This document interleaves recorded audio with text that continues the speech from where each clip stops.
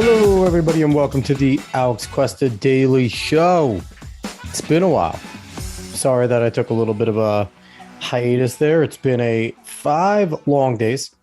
I mentioned that I was going on a trip and probably was not going to be able to record Friday, but I'm here. Monday was kind of a get back into it day for the family here, so I was not able to record yesterday, but I am back. It is Tuesday, February 22nd of 2022. Yes, it is 2/22/2022. Blah, blah, blah, blah. It's so cool, right? Yeah, I guess. Things that were fated to happen are just awesome. But yeah, it's that thing. Before we get it going any further, please like, share, follow, subscribe, rate 5 stars on Spotify and iTunes, and also spread this word of mouth. Greatest show you've ever freaking heard. But no, really, if you like what I do here, if you enjoy the articles I pick, the things I break down, what I talk about, please tell people to at least give me a chance, give it a listen. And if you like it, do one of the things I just said. It'll only make things better. And as always, socials, go search the Alex Cuesta Show. We are everywhere. We are like a disease. Hey, I guess we're like COVID. We're everywhere. Speaking of COVID, it's been now 5 days, like I said, since I've been able to do the Biden COVID tracker. And not going to lie, I slacked each day looking at it. So instead of giving you the daily one and making it this long ass rundown, I'm going to tell you where we were on the 17th when I left. I'm going to tell you where I am now on the 22nd, where we are now in the United States with this. I'm going to give you the 5-day average of each, and we're going to call it a day on that. How's that sound? Good? Sounds good to me. So on February 17th, 2022, the last time we had this show, we were at 78,140,103 cases and 928,266 deaths. Now, mind you, those numbers are astronomically higher than when Joe Biden came into office. He was overseeing about 24.5 million cases and a little over 400,000 deaths. He's done a terrible job, but he's done something brilliant over the last few days, last few weeks. We haven't heard much about COVID response, right? We haven't heard much about COVID anything. He's left it the fuck alone. He hasn't said anything. He hasn't done anything. And lo and behold, the virus is starting to trickle on its own. Let's see where we are today. As of February 22nd, 2022, we are at 78,492,544 cases. That is only 352,441 more cases over these last 5 days, which is fantastic. We were seeing a number like that on a daily for a little while there. That's a 5-day average of only 70,488 cases. That's brilliant compared to where we have been. That is a great trend. It is something to be happy about. And in terms of deaths, 935,583 deaths, an increase in 7,317. One thing to say about that, we have seen that deaths follow slower than the cases, about a week or so, 2 weeks after you get your cases, the deaths kind of follow. So we're kind of seeing that here. It's still only a 5-day average of 1,463 deaths per day. It's still a ton of death, but the number is trending downward. It is positive. It is a good thing going on. And the best thing Biden did is leave it alone. Maybe he forgot because he doesn't know what the fuck he's doing. But that's the best thing that he's done so far, is just kind of not talk about it, not try to respond to it. We haven't really heard much from Tony Fauci. If you go searching for him, he's always talking his shit, but he hasn't really been super out front in the open, at least that I have seen. And I read a whole bunch of news every single day. But you will see the little snippets. You will see the fun little snippets to try and keep all the drones that are like, masks, mandates, vaccines. Those people, they want to keep them going. They know they have them by the balls. They have them, whether they're male or woman, balls or ovaries, they have them clutched. And whatever they say and whatever they do, they will tell them what to do and they will just listen. So you're seeing little snippets of, there's the BA-2 variant that has been going around Africa. And you're seeing articles all about this one Omicron variant now. It's not just a COVID variant. It's not a new variant from COVID. It is specifically a variant of Omicron. And they're saying, this one's more infectious again. And then you read a little further and it's like, but people are mostly vaccinated and a lot of people have gotten this disease and there seems to be a good response. And then you get a few more paragraphs, but we need to be wary and we might be lifting mask mandates too soon and we need to encourage more. And then they continue to go and say, everything indicates that this isn't going to be too bad. So it's kind of funny. Read articles about it because it's hilarious to see the mental struggle of these little mental midgets trying to keep their sheep in line. And keep continuing to tell them to keep their head in the sand, stay scared, don't ever come up, don't take off your mask, to continue to listen. And, our neighbors in the north are sitting there. These are the people cheering on the neighbors in the north that are arresting truckers, that are arresting the backbone. Now, the next thing I want the Canadian truckers to do, don't go to work. It'll suck. It'll suck for everybody. But you know what? Don't go. Don't go. Let everybody suffer. And make it, it's not, and it won't be your fault. This is another civil unrest, another peaceful protest. People will be pissed. People will struggle. People will hate the astronomical prices. And whoever organizes these freedom convoys needs to step up and say, this is the government's fault. We will go back to work when we get the mandates lifted completely, when we get masks lifted completely, and we go back to normal. Then we will go back to work when we can work normally. Until then, no supplies. Now, again, there's going to be a good handful of turncoats that will go and do it because they believe in the authoritarian bullshit, but it's not going to be enough and it will hurt. So we saw they went in, Canada went full authoritarian, arrested a bunch of people off of you honked your horn too fucking loud. And they went full authoritarian and Trudeau's okay with it and Biden endorsed it. So be wary here in the United States, everybody. It could come and it could come swift. Now, I didn't want to get on the side of the truckers. I want to talk about an article that I saw before the main article, but it was one from Louderwood Crowder. Now, again, if you're a lefty that likes to listen to us, you're raising your eyes like, oh, it's the Blaze. It's a fucking article, okay? Yes, it has right leanings, but it's still an article. There are still journalists at these places. I even defend CNN. They have good journalists on the ground. The people on TV fucking suck.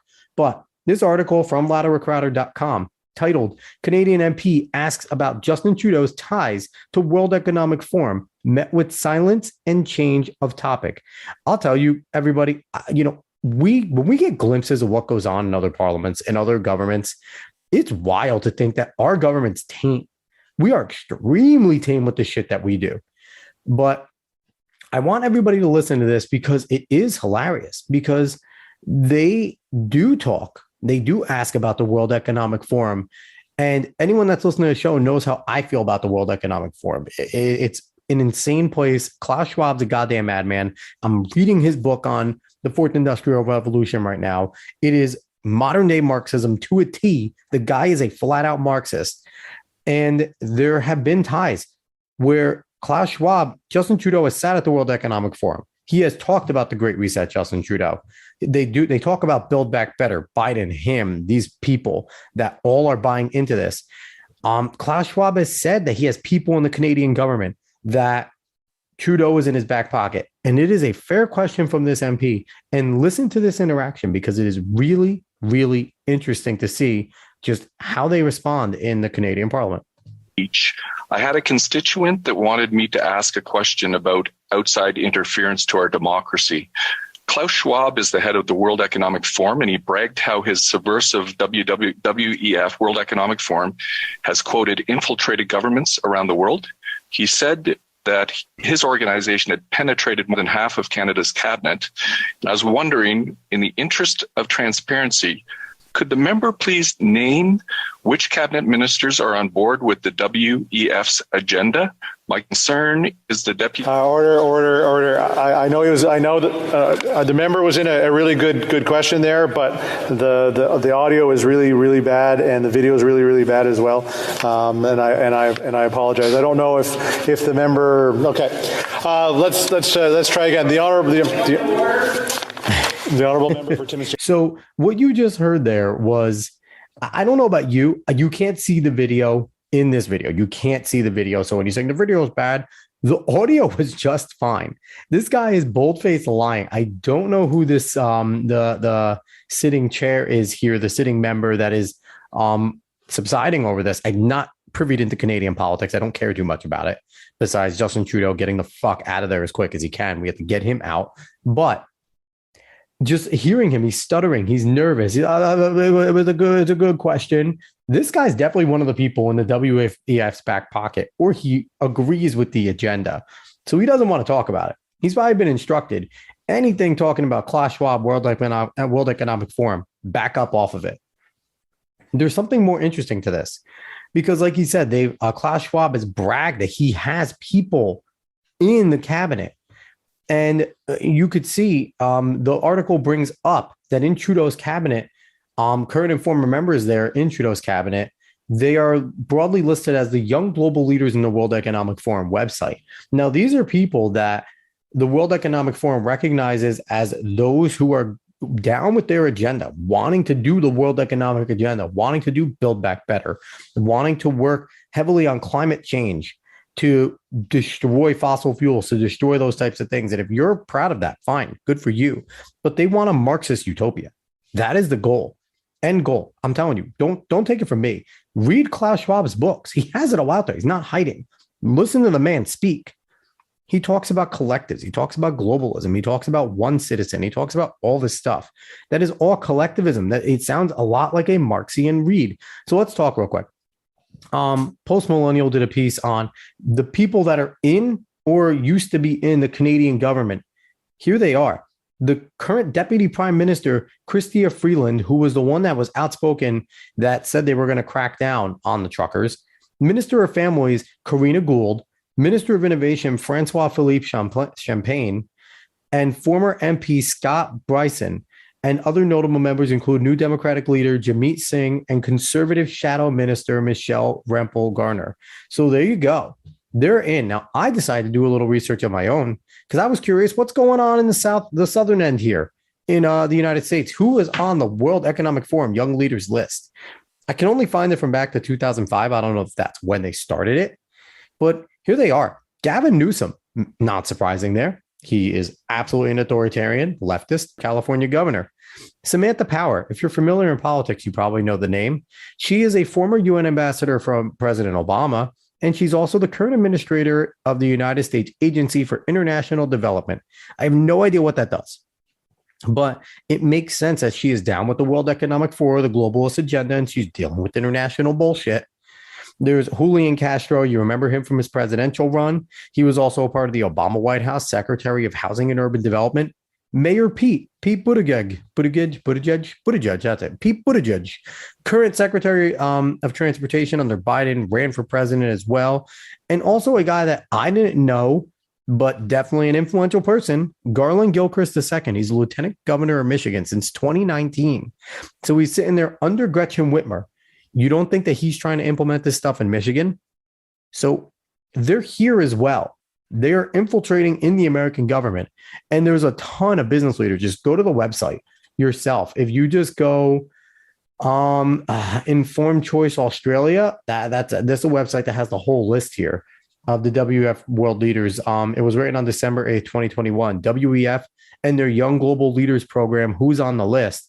So since 2005, they have them there. And there's a bunch there, and you could see they say who they are. There's big businessmen. Mark Zuckerberg is obviously on there. There's a lot of names that you will recognize that are on there. A lot of wealthy people. Sanjay Gupta, one of the guys that was in a spat with Joe Rogan recently. He's one of the young leaders there. There's a lot there, and that just means that these people are down with the insane Marxist agenda. And again, don't take it from me. Go read Klaus Schwab himself. Go listen to the man speak. That is his goal. And if you don't think it's his goal, then you are blind. It's not as flowery as it seems. The Marxist agenda always sounds like a flowery utopia, but they never know how to get there because there's always a problem with everything going on. Cannot believe anything these freaking people say. But overall, that's that going on there. So it was an interesting thing going on over in Canada. A lot of interesting things going on in Canada. It will trickle down to us eventually. So keep your eyes open and be ready to fight it when you see it. And again, I encourage you. And people might be thinking, going, why the hell am I going to read Klaus Schwab? You're telling me the guy's a Marxist. He's the enemy, whatever, this and that. The reason why I say read it is because it is smart to read the things that you hate the most. It is smart to understand the people that you're trying to argue against, what they're going to say better than them. Because a lot of times people that parrot bullshit that they hear from CNN really don't know what the fuck they're talking about. But when you could sit there and say, listen, what you're saying, I know the source of that. Here it is. Sometimes they'll just throw their nose in the air, you stupid Trump voter, you Nazi, you white supremacist, and walk away. And you won anyway at that point, even though there's no winning political battles. But maybe they might just turn around, just look at you with two heads, be like, why the hell are you reading that? Then you could tell them, because I need to know why I disagree with you. You obviously have no idea why you disagree with me. You're just parroting points that you hear from your favorite news network. So again, it's important to be well-versed in all this stuff. I try my ass off to be well-versed. It's difficult to get through sometimes, but I do it for you people, and I do it for myself. So let's get to the article today. And it's something extremely important that I am scared shitless about. Oh, last thing before we go on, people on the right, say no to Nikki Haley, Dan Crenshaw, and Dana Perino, please. They all appeared on the young leaders, list. If you have not come out, I have not heard any of these three people come out and violently condemn the World Economic Forum. I might be missing it, but I have not heard any of them come out and say, fuck these people, Klaus Schwab's a madman. Until I hear that in specific terms. And if they have done it, somebody please tell me they've done it, because I will go back to liking them. Maybe not Dan Crenshaw. Dan Crenshaw is an absolute neocon. I don't like him. But outside of Dan Crenshaw, maybe I will have respect, I guess. Maybe. Nikki and Dana Perino, maybe. But if they have not come out and said flat out, that list means nothing to me, I am not a part of that. I don't believe in their globalist agenda. They cannot be trusted until then. So be wary of them. All right, let's get to the article for today. It is from NBC News. It is written by, where is your name? Lauren Egan. And it is Biden announces new sanctions against Russia, says Ukraine is seeing beginning of a Russian invasion. The sanctions target large financial institutions, 5 Russian elites, and Moscow's sovereign debt, but do not go directly after Putin. All right. So in case you've been under a rock, yesterday, the 21st, right after the Olympics ended, Putin invaded Ukraine. Russia has invaded Ukraine. He quote unquote recognized 2 breakaway regions from Ukraine that want to be Russian or ethnically Russian. They speak Russian. They act Russian. They vote for Russian interests. All the same bullshit propaganda that any dictator that wants to usurp and annex land uses. It is always this way at first. This is how it happens. They are us. They deserve to be us. We want them to be us. They want to be us. We're just going to take it. Now, if this is true so badly that they want to be Russia, this is diplomatically to be decided between Ukraine and Russia, their leadership, diplomatically, if they are going to give it up, how they are going to give it up, what are the concessions, this, that, and the third. Annexing is never allowed. And I firmly don't believe that these people want to be Russian. I don't. There might be some sympathizers in there, maybe a good group of them too, but I don't think they all want to be. And that really matters here. So Russia has invaded Ukraine. They put their soldiers in these quote unquote breakaway regions for peacekeeping missions. They just put new uniforms on them. They're Russian soldiers. And I'm telling you right now, they're not going to stop. So let's read the article. President Joe Biden announced new sanctions against Russia on Tuesday, warning that President Vladimir Putin's actions in Ukraine this week amounted to the beginning of a Russian invasion. We still believe that Russia is poised to go much further and launch a massive military attack against Ukraine, Biden said in remarks at the White House. Yeah, because sanctions are going to stop Russia. It is really going to stop Russia. This is all we have. I didn't expect anything from Joe Biden, but man, this is weak. Let's keep going. As Russia contemplates its next move, we have our next move prepared as well, the president added. Russia will pay an even steeper price if it continues its aggression, including additional sanctions. It'll pay such a big price. We're just going to bury them economically and hope that they say, no, please stop. The problem with sanctions against places like Russia and China and North Korea, all these places, you have to care about your people. None of these places give a fuck about their people. Putin, Xi, Un don't care. Or Kim Jong, not Un, Kim Jong, don't care. They don't. They do not care about their people. They will all suffer and die as long as the military is fine, the government and the elites are good. They do not care about their people. Let's keep going. Putin formally recognized the independence of two Moscow-backed breakaway regions in the eastern part of Ukraine on Monday and ordered troops into territories to carry out what he called peacekeeping functions, as I stated earlier. The sanctions announced Tuesday target large Russian financial institutions and Moscow's sovereign debt, cutting the country off from Western financing. They also focus on 5 Russian elites with close ties to the Kremlin, but do not go after Putin directly. The punitive measures appear intended to leave room for Putin to de-escalate and engage in diplomacy, while also aiming to deter Russia from pursuing a large-scale invasion of Ukraine. So that is the dumbest thing I've ever seen in my life. The fact that we are not crippling them. If you're going to use sanctions, they need to be crippling, not little bullshit ones like this that don't go directly after Vladimir Putin. It's not going to do anything. He wants to take Ukraine. If you don't think a former member of the KGB still doesn't believe in the Soviet Union, still doesn't believe in the Soviet man, doesn't want to recreate Soviet Union, Soviet Russia, all that shit, doesn't think Ukraine is rightfully Russian anyway, is rightfully a part of the Soviet Union, you are kidding yourself. You are absolutely kidding yourself if you don't think that Vladimir Putin, number one, wants to cement his legacy even more by saying, not only did I take Crimea, I also took Ukraine back for the motherland. But you just believing this guy on his face when he says things like, no, he's not a Bolshevik. He doesn't believe in Bolshevism. You're fucking stupid if you believe him on his face. There's nothing else to say. Let's keep going. Biden said Tuesday he was moving some U.S. troops and equipment that are already in Europe to strengthen Baltic allies, but emphasized that it was a defensive move and we have no intentions of fighting Russia, Biden said. So again, white flag signaling before there's even a chance to do it. Biden has done this over and over and over again. Do whatever the fuck you want. We are not going to fight you. That's all he's saying. He said flat out, we are not going to go to war with you. It does not matter what you do. Take Ukraine. We don't care. Let's keep going. More than 150,000 Russian troops continue to surround Ukraine, the president said, and Moscow has positioned military equipment, medical, and blood supplies near the border. You don't need blood unless you plan on starting a war, Biden said.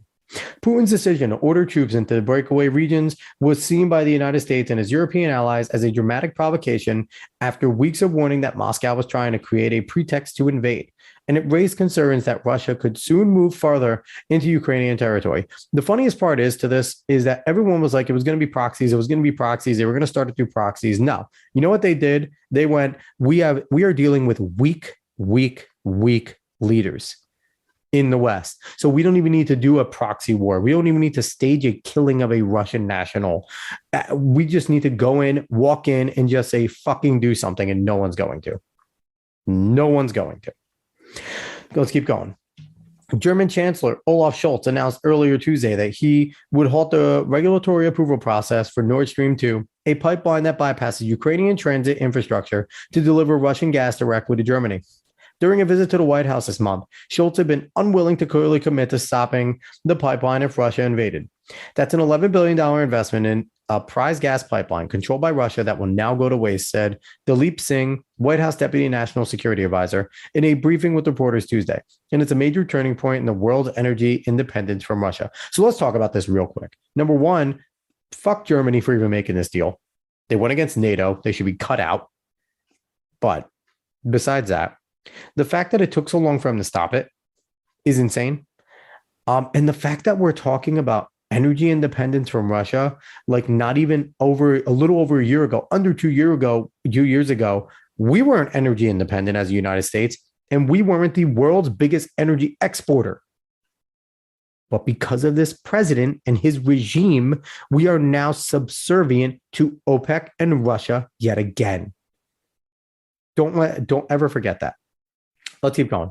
Russia's status as one of the world's largest energy suppliers means a disruption of supplies coming from the country could drive up gas prices in the U.S. amid the highest inflation rate in decades. So, yeah, it is Biden's fault that we are going to have higher gas again. Leading into the summer coming up very soon in the next few months, we are in February. May, April are around the corner. Leading into that, that's when gas prices go up anyway. Hello, $5 gas for me here in the Northeast. It's coming. Let's keep going. Russia is also a major global supplier in raw materials such as aluminum, nickel, palladium, and copper, and any disruption to the supply of those materials could rattle an already strained global supply chain. So you see, NBC here is already setting up, giving an excuse for Biden here. He can't do anything to Russia. He can't piss off Putin. What if they take away some resources? Oh, the supply chain is already bad. Biden has to not do anything and sit on his hands. That's what they're trying to get through to you here. How important Russia is to the world, how important Russia is to the United States. Don't be fooled there. They do have all that power, but it is more important to deter a madman. Let's keep going. Biden cautioned Americans that defending freedom will have a cost at home, but said his administration was closely monitoring the global energy supply to limit the pain of American people are feeling at the gas pump. I'm going to take robust action to make sure that the pain of our sanctions is targeted at the Russian economy, not ours, Biden said Tuesday, adding that he will judge Russia by its actions, not by its words. So we're supposed to take Biden by his word. Gas is fucking terrible. We are not good with our supermarkets are still empty half the time. The supply chain issue has not gotten better. And what has he done about any of it? And now globally, foreign policy, we are in a shit show. Afghanistan is still a fresh wound. He's trying to break apart the Abraham Accords to get back in with Iran and make another deal with Iran instead of surrounding them like Trump was trying to do and forcing them to be diplomatic. He's now letting Russia take another nation after his boss, former boss, Obama, let him take Crimea. Let's look at the trend here. Let's look at the trend of what Putin does. Let's finish up the article. I'm hoping diplomacy is still available, Biden said. But the chances of finding a diplomatic resolution looked increasingly unlikely Tuesday as Secretary of State Antony Blinken announced he was canceling a planned meeting with Russian Foreign Minister Sergei Lavrov, citing Putin's move on the two breakaway regions. So listen, I'm definitely at odds with the other conservative checkmarks, I guess you want to call them, on Twitter and all the other places, who are, in my eyes, just playing politics. And I don't like it. I hate it. If the shoe was on the other foot here, they would be the ones rattling, saying we need to be strong. America needs to show a strong front. We can't be weak in the world stage, especially against our sworn enemy, Russia. And it will be the Democrats on the other side going, look at this war hawk group. They just won another war. They dragged us into the war after 9/11. That's all they do is war, blah, blah, blah. They bring our soldiers home, this, that, and the third. It would be switched. But no, because it's President Biden, we have a whole bunch of Democrats going, we need to go to war. We need to fight. We need to stop Russia. And we have the Republicans, conservatives going, we don't even belong there anyway. Ukraine is Ukraine's problem. I'll tell you this to my conservative brethren, I guess. I don't even consider you my brethren. But the people on the blue check marks on the conservative side, and some people I listen to, and some people I actually generally like, you're on the wrong side. You're on the wrong side. Whenever something like this happens and we bury our heads in the sand as America, since we have been the global leader, shit hits the fan. We cannot go isolationist. We can't. We can't not worry when madmen try to take over regions of sovereign nations. We can't just sit back, especially when it's one of the three world powers, two of them being our sworn enemies between China and Russia. And don't think that the little summit between Xi and Putin was just about Xi asking Putin very nicely not to do anything until the Olympics, because God, I don't want to mess up my Olympics. China did the Olympics so well. They cared so much about how that was run, as we could see how beautifully the Chinese Olympics was run, the Winter Games, that he really just wanted to ask him, don't do that. Just please don't do that. No, it's not at all what it was for. That was unilateral ass covering. That was, you can do whatever you want in Ukraine as long as you back us up with Taiwan and then back us up with Japan, and we'll back you up with whoever else you want. You guys can go and continue to recreate the Soviet Union, take whatever lands you want. Let us do our one China plan. We will back each other up. And if anyone fucks with one of us, both of us go at them. They just created a solid front. They created an axis. Don't think they didn't. And to boot, the Silk and Road Initiative creates a bunch more Axis nations. They now have these countries by the balls. They gave up parts of their country to China. Granted, China paid for it, but still, now China's there. They're in all these countries, and they have power over all of them. Not to mention that Russia has a lot of ties and backing in the Middle East, especially with the other oil giants. There's a reason we don't go into Pakistan. We don't want to piss off the Russians. So they have those big oil giants, those wealthy parts of the Middle East, they have them. You look at that coalition, it's fucking terrifying. It is absolutely terrifying. If the Western nations, who I get it, they're war torn. The Western nations have been at war for 20 years. It wasn't just the United States. There was a joint action of Western nations in Afghanistan and Iraq. That was not just us alone. That is your Canada, your Australia, your UK, your France, partially, I guess, your Germany. We were all there. They were all there in some sort of capacity, whether it was just peacekeeping, whether it was just medics, something. But they were giving up their time, their resources to be there. It was mostly America, UK, our normal allies there, and New Zealand. But there were others involved, and none of the nations want to go to war again. We are seeing a repeat of World War II. And I know there are people on the right going, Ukraine is not Poland. Putin is not Hitler. Russia is not Germany. No, they're not exactly the same, granted. But let's see what happens when Russia does push. I don't think Zelensky's going to back down. I think Zelensky's going to fight. I think we're going to see an all-out, full-scale war between Ukraine and Russia for Ukraine to defend its sovereignty. And then we'll see, because Russia will commit atrocities. Russians will kill indiscriminately. They won't fucking care. They will rape women. They will kill children. They do not care. I will tell you that right now. It will play out on the national stage. There will be videos. You can go on 4chan. You can go on Reddit. You can go on even Facebook. They will censor them quickly, but they'll be up for a little bit. They'll be up on YouTube for a little bit. They'll get circulated on Twitter, on Getter, on Gab. They'll be there on Instagram. They'll be there. You'll see videos. You'll see people getting killed in cold blood. And then it'll be time to respond. And what are the Western nations going to do? Is the United States going to do what they did in the Second World War? Are they going to let the other weaker, much weaker Western nations start to fight the war on their own? And if so, if America isn't involved, that will embolden Russia. That will also embolden China. Don't think that if Ukraine isn't taken easily, if they go to war with Ukraine, they take Ukraine, the West does a weak response where maybe a little bit of troops there, they fight a little, but they let them eventually take it. Don't think, or if they don't fight at all and they, that's their line in the sand, you take Ukraine, we're declaring war, and that happens. Don't think China's not going to act right away and just absorb Taiwan right away. Put boots on the ground there officially, arrest their leadership, and end it as we see, because they will both strike at the same time. Mark my words. I hope I'm wrong, but mark my words. If United States does not get involved heavily now as a deterrent against Russia, if the United States and the Western powers do not put boots in Ukraine to match the 150,000 of Russia, they should have boots in Kiev.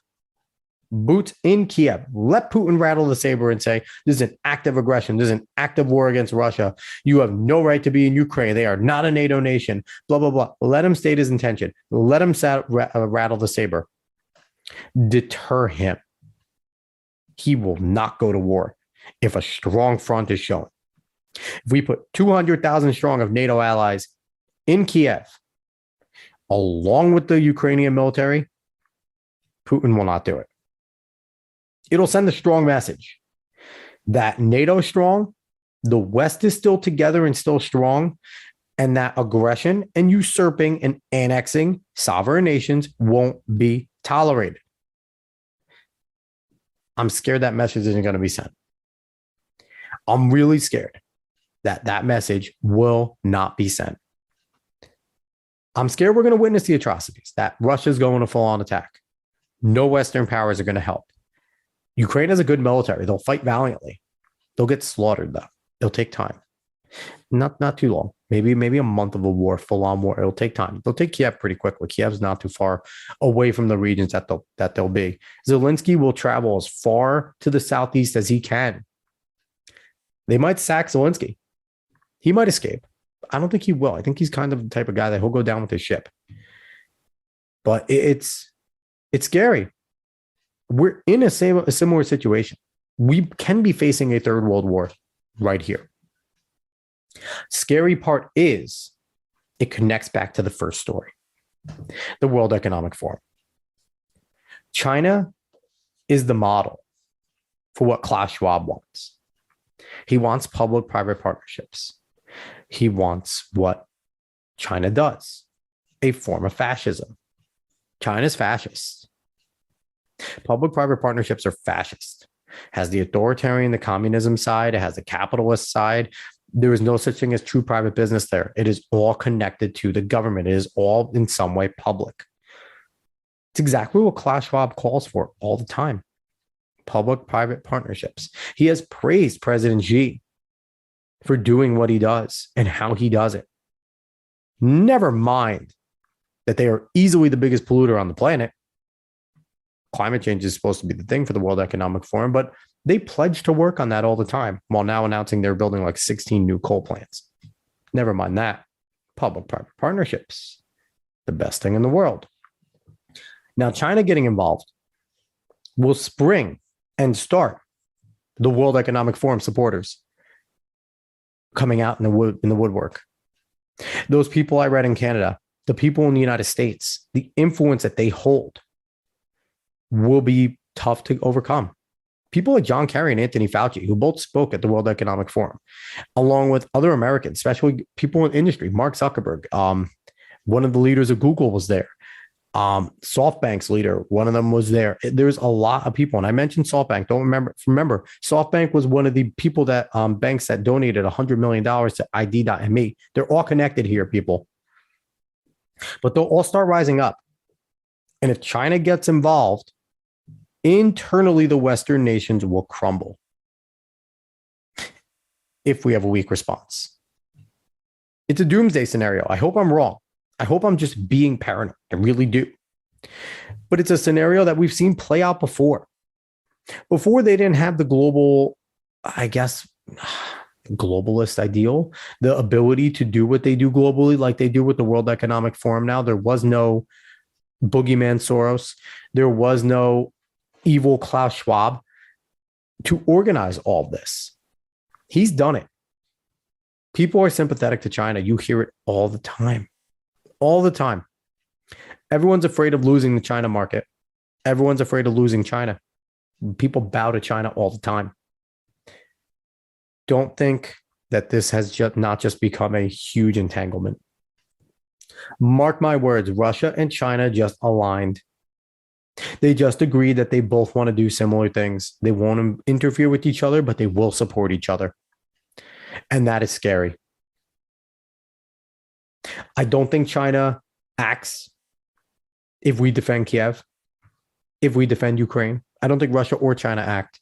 I think they go back to the drawing board. The plan will be the same, but they'll look at this and say, okay, we don't want to fight a full-scale war. We're not ready for that. We don't want to fight a full-scale war that they are actively engaging in. We want to put them on their heels when we fight them, if we do. Or we just want to take shit. China's taken Hong Kong. Russia's taken Crimea. They both put the feelers out there. This has to end now. And I'm telling the conservatives that are all over social media saying we shouldn't do this. We have problems internally of this and that. We can multitask. We can all multitask, people. We can win the battle domestically against the same powers, the same globalist powers that we'd have to fight internationally. It's all intertwined. You can't fight you can't win the domestic war if we lose that global war out there. So I'm hoping I'm wrong. I really am. And I'm hoping I'm a conspiracy theorist here. Call me a conspiracy theorist with all the webs I just tied. But it makes sense. And we've seen this play out before on a world stage. Now we have more technology to pass out quicker. Now we have better weapons. And we have the softest leaders worldwide in the West that we've ever had in history. There has never been a time where we have had the softest group of leaders in the history of the world in the West. It's terrible. Macron, he was on the global young leaders of the World Economic Forum. So don't think of Emmanuel Macron as an ally. He's not. Justin Trudeau was also on there, spoke there, big member. He's not an ally. Boris Johnson has touted Build Back Better. He's not an ally. President Biden's not an ally. We're in a bad state right now. The infiltration may be complete. This all might be too late. But know what's going on. Get on the right side of history here. And we need to stop this now before it even can get going. All right, everyone. Thank you so much for listening. Again, I hope I'm a madman. I hope I'm wrong. I hope I'm just being a conspiracy theorist. But I can honestly say I'm fucking terrified of what's happening right now. And our response will say a lot about what goes on in the future. So as always, like, share, follow, subscribe, rate 5 stars on iTunes and Spotify. Spread this word of mouth, please. Even more important, spread this stuff about the World Economic Forum. Word of mouth. More than my show. Spread that. And if people want to understand it, come to my show. I also recommend going to New Discourses podcast, reading James Lindsay, Chris Rufo, and the likes over there. They're good on a lot of the critical race theory stuff and critical theories. And the critical theories plays heavily into the philosophy of people in the World Economic Forum. It's all intertwined. So again, on social media, go search The Alex Cuesta Show, and you'll find us. I will be back tomorrow. So hopefully we'll have some better news. Everybody, so long.